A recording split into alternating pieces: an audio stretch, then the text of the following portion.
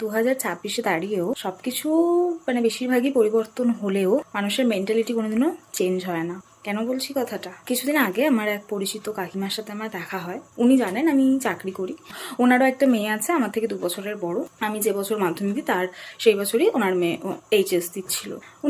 আমি আসছিলাম দোকান থেকে এবং উনি আমাকে যথারীতি দেখেন এবং জিজ্ঞাসা করেন যে কিরে অফিস যাসনি? তখন আমি বললাম যে না গো, আজকে আমার ওয়ার্ক ফ্রম হোম চলছে, তো আমি আজকে অফিস যাইনি, মা দোকানে পাঠালো। বলছে আচ্ছা আচ্ছা, তা তোর পোষাচ্ছে?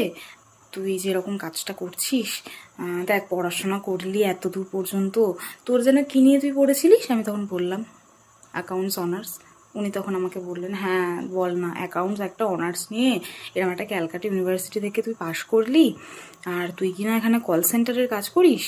মানে উনি জানেন আমি কোথায় কাজ করি, অ্যান্ড ওনার ধারণা, ওনার মেয়ের ধারণা এটা আমার যতদূর মনে হয়, কারণ ওনার মেয়ে ওনাকে বুঝিয়েছেন এটা টিসিএস মানেই হচ্ছে কল সেন্টারের কাজ, সেখানে পাওয়া যায়। উনি আমাকে জিজ্ঞাসা করলেন না যে তুই কি কাজ করিস, আমাকে কোয়েশ্চেন করলেন না, উনি আমাকে অ্যাজ আ স্টেটমেন্ট আমাকে বলছেন। উনি মানে অ্যাজ ইফ উনি জানেন আমি কোন ফিল্ডে রয়েছি, আমি কি কাজ করি, এভরিথিং উনি জানেন। দেন আমাকে উনি অ্যাজ আ স্টেটমেন্ট উনি আমার সাথে একটা কনভারসেশনে নেমেছেন।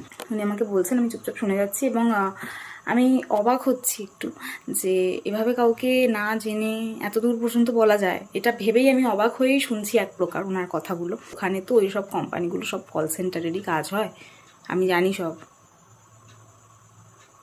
আমি মনে মনে ভাবছি যে উনি কটা কোম্পানিতে কাজ করেছেন। কাউকে ছোট করছি না, আমি জাস্ট বলতে চাইছি যে জিজ্ঞাসা করো আমাকে অ্যাটলিস্ট।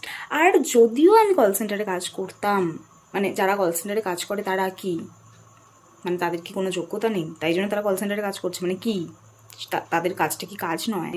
আমি জানতে চাই। কল সেন্টারে কাজ হোক বা যে কোনো কাজ হোক, প্রত্যেকটা কাজের পিছনেই মানুষের ছোটোখাটো কোনো না কোনো একটা পরীক্ষা দিয়ে দেন তারা জবটা করে, তারা নিজের টাকা ইনকাম করে। তো কাউকে এরকমভাবে ছোটোখাটো জবের জন্য এভাবে ভাবা উচিত নয়, তাই না? জানি না উনি কোন ভিত্তিতে বলতে চেয়েছে। লাস্টে উনি যখন বাড়ি যাচ্ছেন আমি তখন ওনাকে জিজ্ঞাসা করি যে দিদি কী করছে? তখন উনি বলেন যে আরে আর বলিস না, চাকরি তো পাচ্ছেই না, একটা ইন্টারভিউ ক্র্যাক করতে পারছে না, চাকরির বাজার খুব খারাপ। আমি তখন শুনলাম, বললাম ঠিকই বলেছো। আমি চলে এলাম। ভিডিওটা বানানোর এটাই একটা রিজন যে কোনো কাজ ছোট হয় না। আমি যদি আজকে কল সেন্টারেও কাজ করতাম, সেটা কাজ হতো, আমার মাসের শেষে আমার কাছে টাকা আসতো, আমি সেটা দিয়ে আমার নিজের শখ পূরণ করতাম। This is not fair.